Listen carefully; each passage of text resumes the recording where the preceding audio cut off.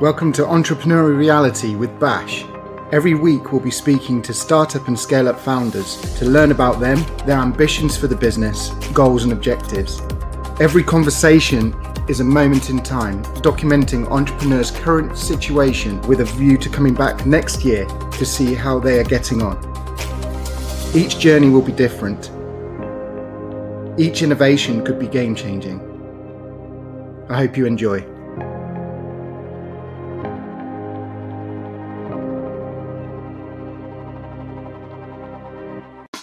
Hey, this is Bash. It's the first of many conversations with founders of startup and scale-up organizations.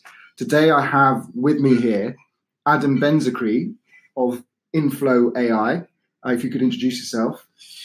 Hi listeners, so my name is exactly that, Adam Benzacree, here, the founder of Inflow AI, which is an AI content platform for brands and publishers. What we're trying to do is make it very simple and extremely efficient for these companies to find and publish content online. Thank you, Adam. So yes, first of a series of interviews where we are going to understand where you are today, a moment in time, about the development of the product, about the accessing of funding with a view to growing and scaling and really changing the lives of many organizations with a particular problem. If we work back and look about your background, how did you get to here in the first place? Great question. So the business started off very different to what it is now. It started off, I'm a massive sports fan. So back in 2015, I launched a product called SportsFix, which was the first ever sports news aggregation app. And I launched that alongside my co-founder, Toby, whose background is in law. Two of us massive fans, and we wanted to create a way for sports fans to follow their favorite teams, athletes very, very easily. It seemed crazy at the time. And as I say, it started off as a project at the time that to get content, to consume content, readers would have to go to so many different places to find that. You know, BBC, Sky Sports, ESPN, Sporting News. Why not aggregate that in an app? So it all started off in 2015 with the launch of that product, and how it went, really, the next step of that and how it's changed to what it is now, was the big moment for us was we went on an accelerator. And I'd encourage any new business, any new founder starting out to really go on those with a really open mind and meet a lot of people. But for us, it was about meeting brands. It was about meeting publishers. It was about meeting governing bodies, bookmakers at the time. And back then, we were pitching to these companies with SportsFix, with our sports news app, with the plan of and with the aim to get these companies advertise on our product, a very simple B2C product. For these companies, they would get access to a lot of targeted users, sports readers, which was great, and they were interested. But that was an app, and it's changed a lot now too. It's changed tremendously, and it's now a B2B tool. I guess what came out of that sort of whole journey of having this product out was that we found a much bigger problem. Speaking to these brands, speaking to these governing bodies, they found that content was a really big problem. And that sort of was the big thing for us. How do we help these companies find content and create content at scale? So that was the big sort of moment, but that's the journey so far. Interesting, thank you. So you're currently looking for funding. I understand that you're on the Syndicate Room, syndicateroom.com. Yeah, that's right. Yeah. So you are very nearly to your target funding round. Can you just tell me a bit about that and the people that are behind you already, the major influencers in the market that have credibility, experience, and knowledge of this sector that people should be knowing and should engage with? Yeah, absolutely. So we've now done 4 rounds of funding, and this is our 4th round of funding. We've raised £1 million to date, all from private investors throughout the journey. So as I was saying, back with SportsFix, our first investors were some guys and some directors from Sunseeker, actually, where I used to work. But sort of 2 years on, 3 years on, we've now got a really good collection of 20 private investors, and I'll talk you through the different people involved, and all of them add value, but all of them add value in very different ways. So I always think of it in sort of two different sort of types of people, one of which is successful entrepreneurs and founders. So we've got the founder of Meantime Brewery. Love the beer. It's a great brand. You can't beat their pale ale. It's very, very good. The guy's done very well. He's one of our initial backers, but his background is he's CFO or COO of Meantime, so he's extremely good at the numbers and always helps out with the financial forecasts and the spreadsheets, the assumptions that underpin this, which is so important when people do look at your financials. Another key founder in our business is the founder of Sunseeker Motor Yachts. Sold his business for I think 900 million. Wow. He's all about the brand. Again, very different. People buy dream. People want to use their boats because it's given them such a dream experience. And how he talks about that is always very useful for us in that selling and really presenting and really focusing on the why of the product and the benefits you get. Is fantastic to hear it from him always. Then the other side of the investment base is professionals. Not to say the other guys aren't professional; they're extremely professional people. We've got the ex-global COO of Goldman Sachs in equity research. Brilliant. He's invested in a few different companies. He also is the venture partner at Hambro Perks. He's one of London's leading media funds as well. He's advised on the IPOs of Snapchat, Facebook, and some great experience. And from him, we've also got various bankers, lawyers involved, the GC of Monster Energy. But really important for Inflow AI is, given what we're doing with trying to creating this platform to allow brands and publishers, what's really important is media expertise. So coming to the media professionals who invested, we've got the former head of new business at Trinity Mirror Group, whose background was also in DoubleClick. We've got various media moguls. We've got a guy who sold a business to Publicis Group. So lots of media expertise. The ex-CEO of Havas Media Group, who's now just taken up a new role at Tink Labs, a big travel tech company based in Hong Kong, I think. So a real breadth of people. And coming back to your initial comment, we are now live on Syndicate Room. So we're looking to raise a minimum of 600,000, and we have, as you say, we're very near. We're at 500,000 committed, and we've got a week to go. Syndicate Room are, for the listeners who don't know, are an equity crowdfunding platform. There's a process to get on the platform, but once you're on it, their fund matches what you procure. So it's a good one if you want to sort of top up a round, I'd say. But it's different. The 4 rounds have all been angel rounds today. And in terms of the next steps, we should always be talking about next steps. Yeah, absolutely. It's going to be, we're eyeing up a more institutional raise next year. And this investment is really important for us because it provides the platform and foundation with a much more stable MRRs to take us to that sort of new chapter of the business, which I'm most excited about. And, there's lots of product and commercial milestones we've got to hit in the next 6, 8, 10 months that really unlock that new chapter. So extremely exciting time for the business. Great. So with great backing, there comes with it a great network to access organizations that will just really see true value in your platform. With regards to the customers that you have already, you've got a keen interest, as you say, in sports.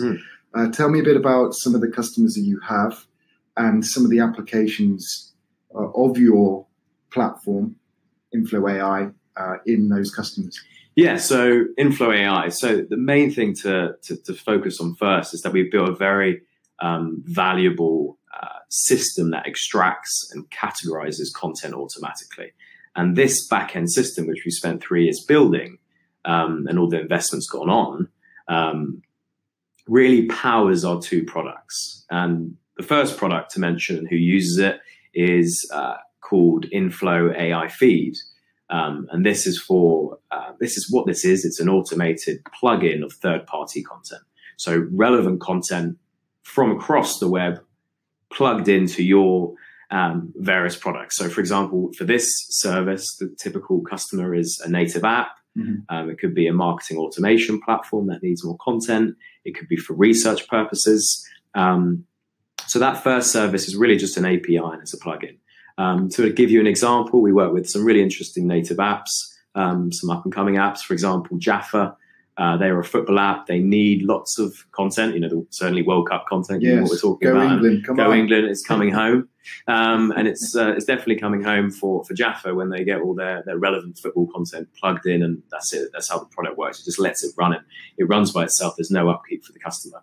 And why this is valuable, why Inflow AI is valuable, is the alternative is what the alternative I know about, because back in the sports fix days, we were finding it very difficult to find relevant information, relevant content in our product. And Inflow AI gives that ability now to plug in information rather than having to create and do the legwork of creating a software engineering team, it's never easy. Talent's not easy to find, but we help business in that respect. So that's our first product. The second product, again, powered by the same back-end technology, machine learning that powers that, which is the extraction of content, ensuring relevancy, and as I say, the categorization of content, ensuring, again, relevancy and organizing the relevant categories come through, powers in our second product, which is Inflow AI Edit. So Inflow AI Edit is essentially a workflow tool. It's a workflow tool for digital teams. And the point of the product is to give them an easy one-stop shop to create original content at scale. Original content that resonates. And what we're able to do is pull in all different types of content, whether it's video, imagery, text, from anywhere across the web, relevant for you as a customer, give them the tools to edit and collaborate in the workflow tool, and then publish. And where we can publish, the list is growing. We work with loads of different CMSs now and different digital channels, such as social media. But no, let's take an example. How does this work? So one of our customers is a really interesting brand, Extreme International. So Extreme cool brand. Yeah, do you know them? Do really well. Yeah, so they used to be on TV, and people probably know the EX brand from there. But a really good example, because a multinational lifestyle brand, they've got 50 million content views across their platform. They desperately need to publish really cool content every single day to keep those viewers and engagers inspired and keep their brand active. And so what our system is able to do is recommend trending content from across the web.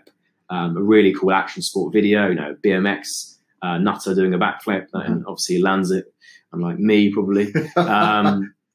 Skateboarding video, a surfing video, all this stuff we recommend to Extreme, and they have the tools there to make changes, to make tweaks, make it original and on brand, and then publish it out. And they publish it to their website.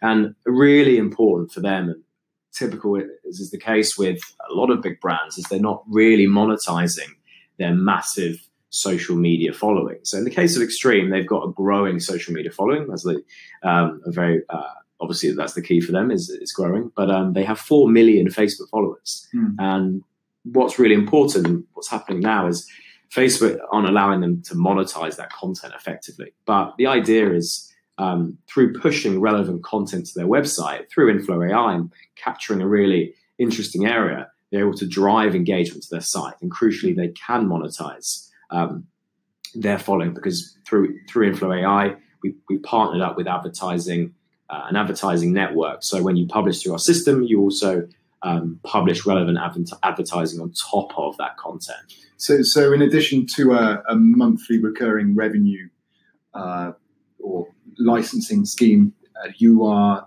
potentially generating revenue through advertisements as well. Correct. Through the brands publishing their content. Wow, okay. And that can scale significantly, especially when you consider 4 million viewers plus for Extreme. So yeah, that you could scale very quickly. That's the idea. I mean, two sort of revenue streams for the business. One is the typical SaaS subscription model, monthly subscription, £500 a month, and that scales for us depending on the number of websites you crawl from, which is great, and it's doing well. Both products have that option of no ads and a subscription fee.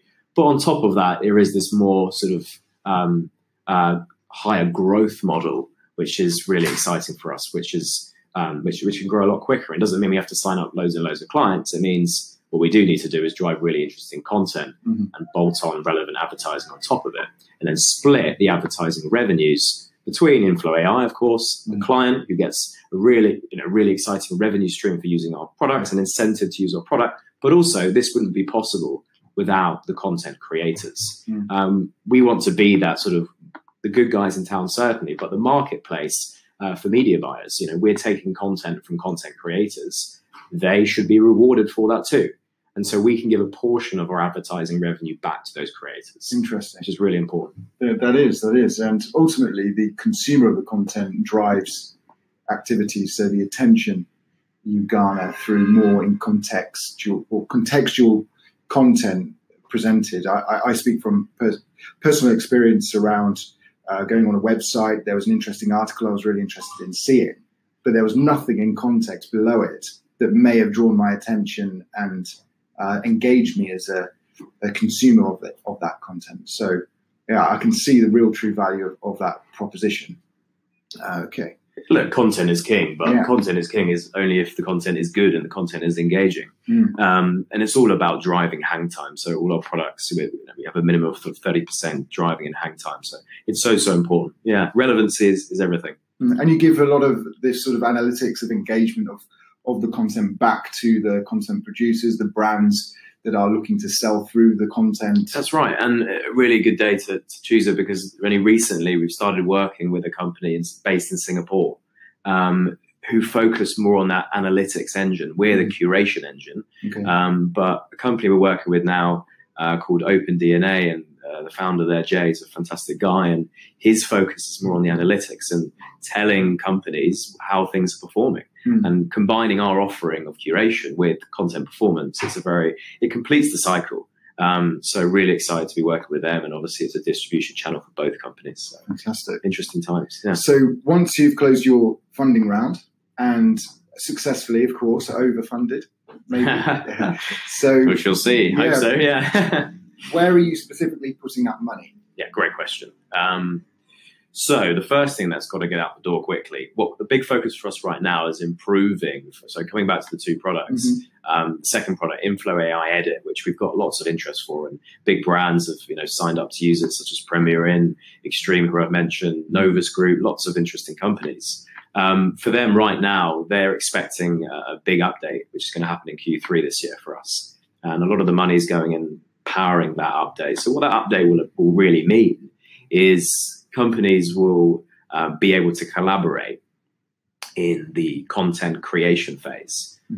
So there'll be a section within the workflow tool where you can save content. You can save content to boards, and you can name the board whatever you want.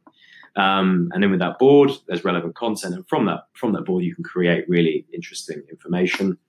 So that whole section is going to be new. Because right now you can't save information within our product, which is a problem. So that's a really big update. So that's one part of it. The second part is machine learning. Look, that's really where the value is. And I've mentioned the extraction, I've mentioned the categorization, but there's loads of features we want to add. We really want to make the content as personalized as possible. So personalization is a big focus for us. Trending content is a big focus for us. As well, recommending what's interesting and monitoring the sort of social peaks and stats around that is a big focus. And I really want to mention sort of one final area on the updates and what we're focusing on. One of our engineers, our head of machine learning, his background is in AI, and he specifically did a thesis in multi-source summarization, which is the ability to scan multiple articles and condense the information from those articles into one succinct summary, which is super, super interesting, because in the publishing world, we speak of pillar articles. We speak of how do you condense lots of information into one thing. And what this is doing, why this is so valuable, is because it's doing the legwork of what a human would do. And that's what this is all about, is how can we really benefit customers through machine learning, powered by machine learning. Right. And so the multi-source summarization enables that real originality of content.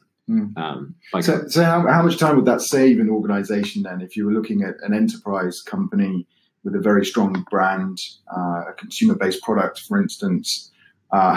You've got teams of people that are curating, bringing together this content. How much time do you think it could save an organization and ultimately cost, because you are automating a lot of manual processes that may be out there at the moment? Absolutely. So let's say it depends. A typical content manager out there is employed £35,000 a year to do that. And the whole point of this is in the price of one subscription model, starting at £200 a month, we're saving businesses an absolute fortune. Rather than getting a human to spend all their time finding information, which is the biggest part of content creation, is, where's my inspiration?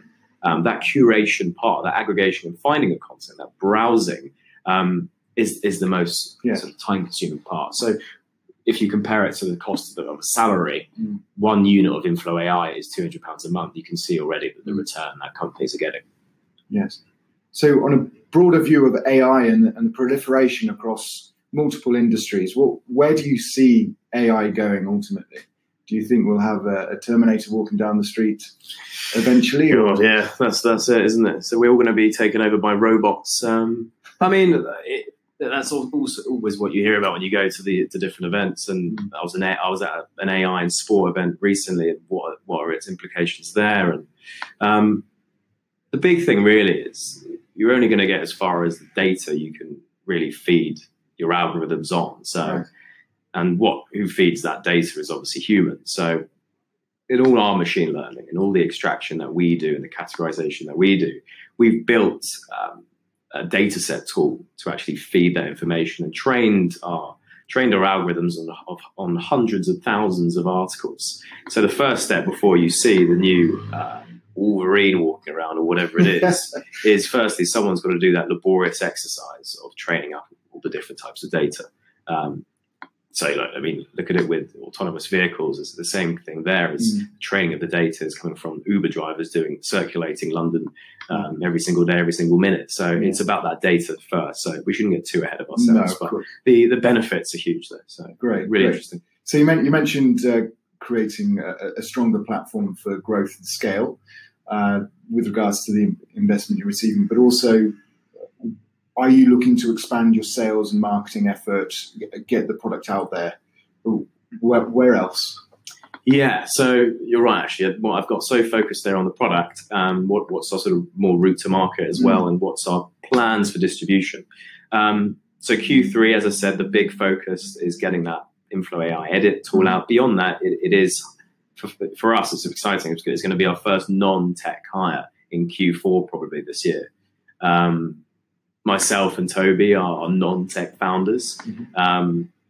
So we'll have an accompanying non-tech person in the office probably in Q4, and that'll be our first sales hire. So we've got a few people in mind already for that. But that will be the start of the business development team, helping to sell those two products, Inflow AI Feed and Inflow AI Edit. But also we're looking to really scale up through a syndication team as well, because one side of it is selling the products that we have. The other is speaking to content creators and saying, look, we want to use your content because we can distribute and help you monetize that information. So there's two separate parts of our business development team that we need to grow in the next 6 months, and certainly quickly in the next 12 to 18.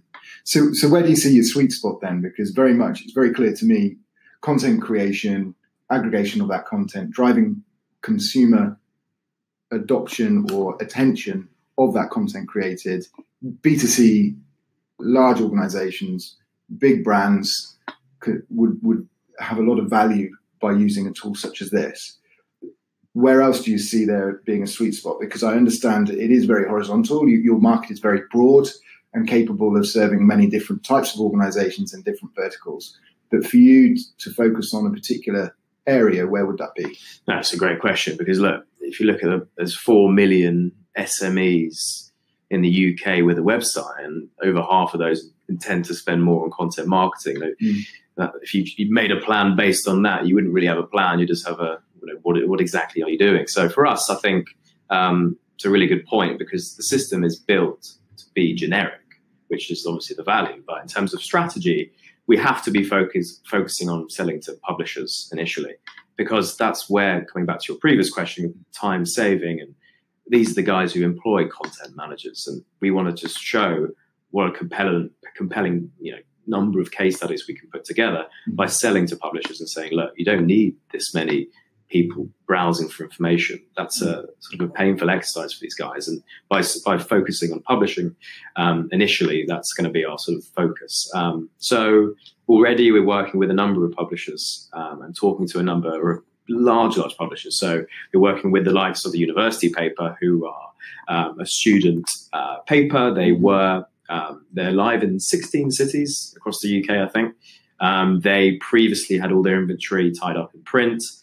They've moved with the times, thank God for them. And now that everything is digital, and we are their sort of content engine. But there's lots and lots of small publishers like the University Paper, but not for students, for all different types of verticals. But we are focusing on servicing those types of companies. The interesting thing is that brands want to be publishers as well. So I speak of Extreme International before, and for example, but the difference between a brand and a publisher, it's not easy to sort of differentiate the two. Both of them have to publish lots of content and have to engage with a hopefully active audience. So, yeah. Interesting. There's a certain Sir Richard Branson who started off publishing a paper at the university, sort of content that way. So maybe there would be a good organisation to be in touch with in the future. God, yeah. I think he's sort of tied up on his island at the moment. But the thing is, the interesting thing about Richard is that he obviously is a very good tennis player. Mm-hmm. So if I ever meet the man, very unlikely, I'd love to play him at tennis. He does have a competition on Necker Island, doesn't he? So he's with Wimbledon going on at the moment as well. Are you getting any chance to go and see Wimbledon? Yeah. I'm tied up at the moment with the Syndicate Room Raise, and I'm answering inquiries as much as possible, which I'd love to. Last year I went to Wimbledon last year with my younger brother. Sat in that queue. We got there at 6 a.m. and it took 5-6 hours to get in. But it is. I think it's worth it. No, it is worth it. I absolutely love tennis. It's a shame that Andy Murray isn't playing right now. Yes. Kyle Edmund being the British #1 is always an interesting line, but he's doing well. He's got the ability to get somewhere. But will it be Roger Federer again? I think it's very likely. He's looking on top of his game. He's looking all right, yeah. I think he's 36 now, but more assertive than ever. Yes. Look, it'd easily become a tennis columnist if I keep going. But, yeah. Well, the whole point is to have a conversation, a moment in time of where you are today. And we've covered off Inflow AI, the proposition you have for the marketplace, the current funding round that you are coming to an end with. People who are listening, invest in at your own risk, get your own advice, but it's certainly something to look into if you're interested. And Adam, I'm sure, will be happy to field any questions that you may have around that. So that's the here and now. Where do you see yourself in the next 12 months? Because the idea of this conversation with Bash is that of here and now. Where are you going to be? And then come back in 12 months' time and see what that journey looked like. And then again, repeat for series 2 and 3 and so on. So we're going on a journey with you of learning, and it would be great to sort of for you to share that journey with us. Yeah, absolutely. So right now, just to give a snapshot of where we are now, where I think we could be. You're never going to be fully accurate with this, but we'll have a go. Right now, we are 2 revenue-generating services, a lot of metrics coming from our first service, Inflow AI Feed, and the edit tool is new. It's brand spanking new. The designs are being implemented as we speak and live in Q3.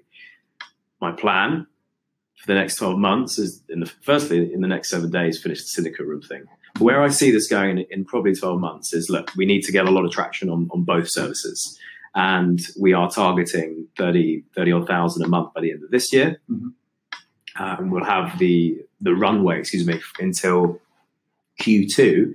And I see us really gearing up for an institutional raise back end of Q2 next year, with various things. And advise listeners to really think about, obviously, runway is the most important.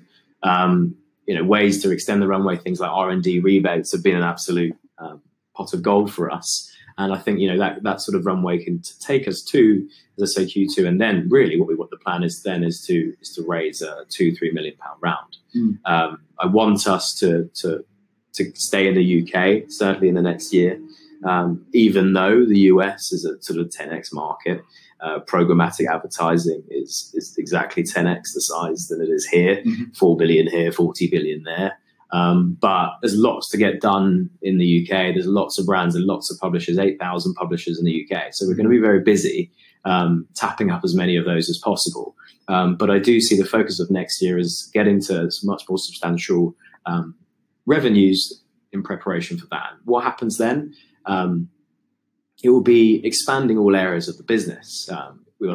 With machine learning, what I've learned, a big thing that we've all learned really, is we're a team of 10 now, but it's really important to have the right balance of machine learning engineers to software engineers. And in our case, we've got a team of Python engineers, and you really need you need double the size of your Python team to your machine learning team, just so they can implement all the software around the machine learning. And we've learned sort of how to build the right ratio between the two and the deployment structures around that and how we work. So I see us, in the next 12 months expanding at a much, definitely a logical rate in terms of the back end machine learning team. But right now we only have one front end person, front end engineer who's very, very good and worked in the content space for 15 years. We have a lot of plans, not only on the machine learning side, features such as personalization, working with OpenDNA on the analytics, trending, as I've mentioned, trending content. But on the front end, there's going to be a lot of features clients want. I mean, we launched this product in Q3. There's already a list as long as my arm of what features on the front end that people want.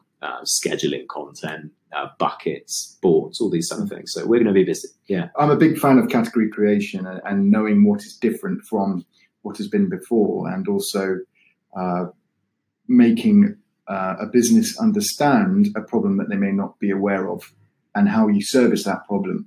So there is a functionality driven by your customers in what they believe, but there is a shortcoming in terms of what they believe is not actually completely correct in the eyes of your strategy, your goal, and creation of a new platform that services a new market. So I suppose there's a point. I just wanted to understand your thoughts on category creation. Is it something you've considered to date? And understand how Inflow AI is different to what exists at the moment. Yeah, look, great question. How are we unique? What is interesting about us?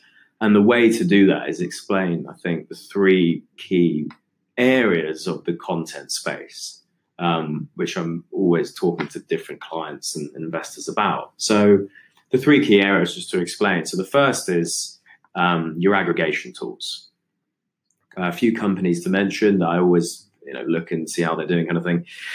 Keep an eye on is one is Curator and another is Publish-This. They're aggregators of information. They help you find information, but the problem with those companies, in my view, their products, is that they do miss key content.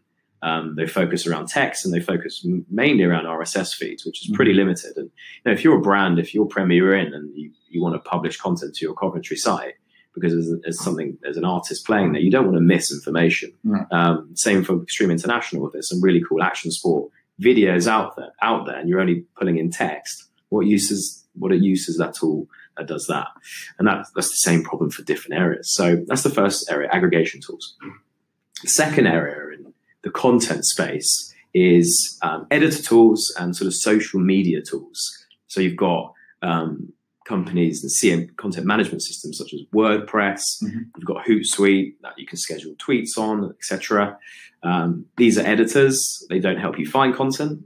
They just help you make content, or at least create content within those editors. And then finally, you've got content recommendation tools or content monetization tools, and the big ones are Taboola and Outbrain. And I'm sure you've seen this.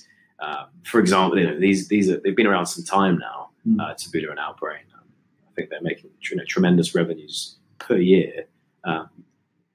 But what they do is they sit on big, high traffic websites. For example, I'm sure you've all been on a Sky Sports article, gone to the bottom of that article and seen a widget, and that widget, that section of the website, I should say, is powered by Outbrain. And what it is a load of JavaScript, and what it is gossip content. It's got to be Love Island this time of the year, I guess. Oh my goodness! What's Magic Meg up to, or something like that. And it's that kind of concept, that kind of stuff. Harry's razors. There you go. There's another one. Yeah, I could do with a shave right now. So likewise. Likewise. So look, you're on Sky Sports article talking about how England are going to win the World Cup. You're interested in football, clearly. Why, when you go to the bottom of the article, is that irrelevant information, gossip content about, as we say, Mystic Meg, whatever it is, there? It's nothing to do with what you're looking at. And that's another. So despite them calling themselves content recommendation tools, they're really just sort of gossip engines. And what it is clickbait, forcing you in to click on it, and they get a fraction of the revenue from that click, giving publishers a revenue stream. So the three key areas, as I say, just to sum up, is aggregation, editors, and recommendation tools. And we're different. We're very different. We firstly don't miss key information. That's the machine learning part.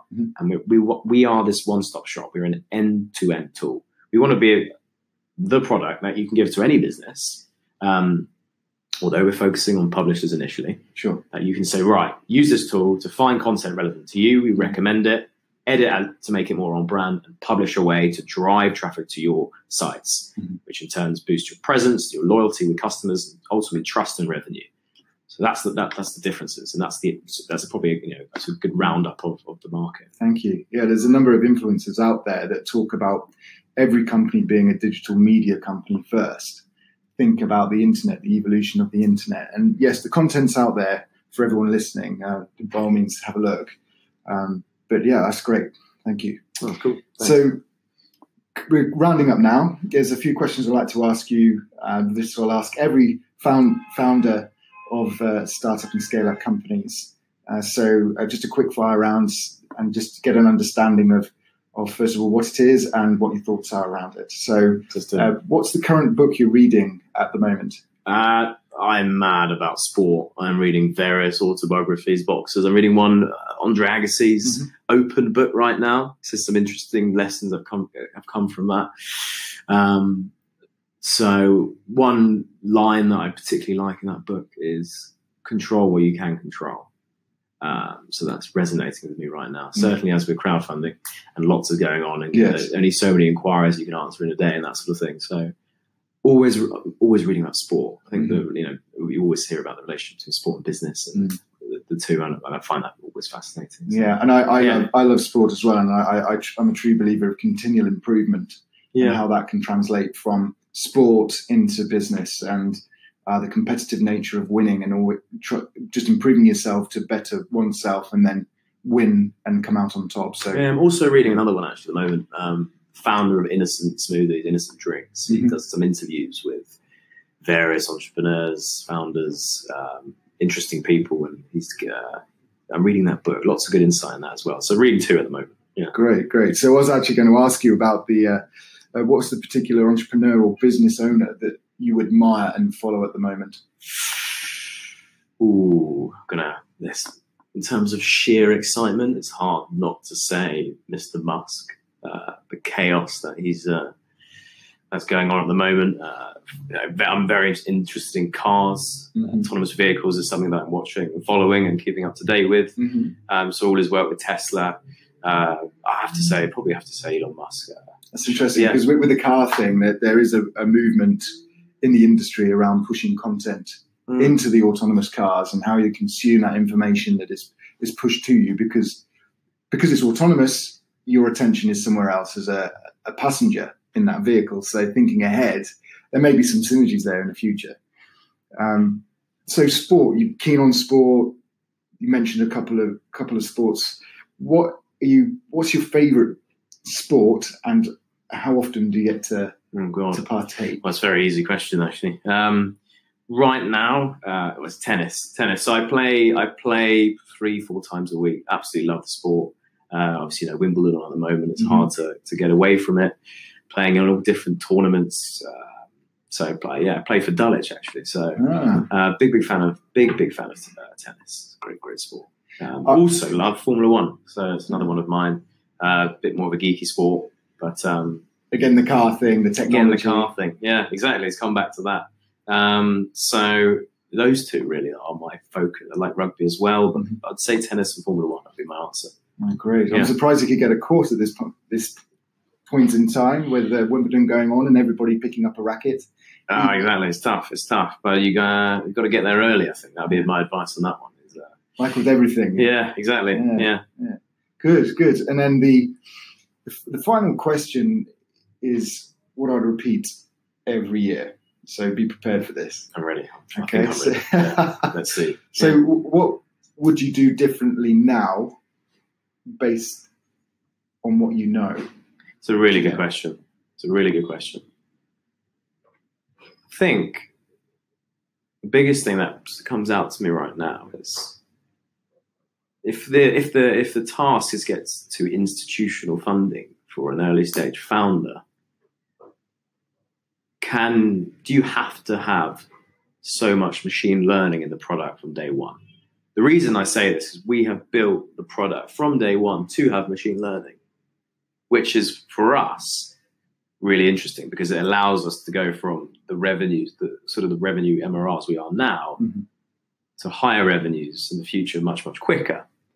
So however, the reverse of that would be, can you do things more in a more sort of simplistic way initially, prove, your 20, 30K MRR quicker in a shorter space of time, and then say, right, we're going to get machine learning in.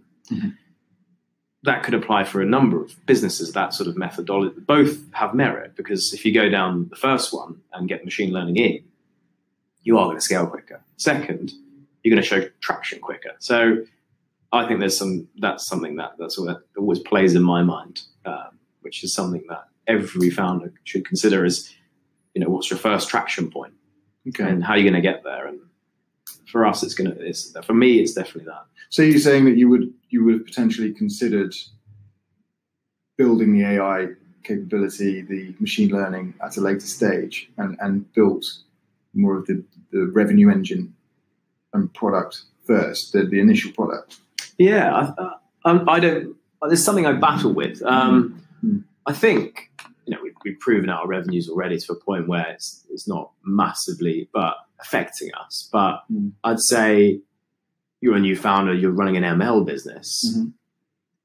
Ultimately, you've got to show revenues in a decent space of time. So I would say just be mindful of clever ways to put machine learning in if you are an ML business. Of course, I'm going to focus on ML businesses. And to any ML enthusiasts out there listening, I think that's a really interesting one. But I think I maintain that what we've done is the right way of doing it, because I'm confident from sort of now we can really start to scale. So that's something to think about, definitely. Great. Well, everybody, I think that's time on our conversation today with Adam Benzakri of Inflow AI, the co-founder. And what a pleasure it's been having yourself on the conversations with Bash. The first one, 101. Fantastic. And I appreciate your time, and I look forward to following your journey over the course of the next few years to stardom, hopefully. Thank you, Ben, and a pleasure to be here. Thank you very much. And thank you to anyone who's listened. Cheers. So what do you think? We'll have another interesting story to dive into next week. Looking forward to it already. Some questions to you in the meantime. What is your story? What is your reality right now? And what are you working towards? Let me know. So you can connect with me on Twitter. Just type in Bash in the search and you'll find me. So Bash, B-A-S-H. Easy. On Instagram, it's Bash Reality. So that's Bash_reality. And on LinkedIn, Benjamin Ashmore. Make sure you subscribe, and until next week, cheers.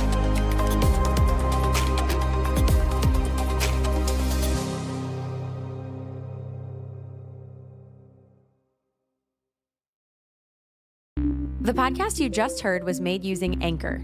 Ever thought about making your own podcast? Anchor makes it really easy for anyone to get started. It's a one-stop shop for recording, hosting, and distributing podcasts. Best of all, it's 100% free. Sign up now at anchor.fm/new. That's anchor.fm/new to get started.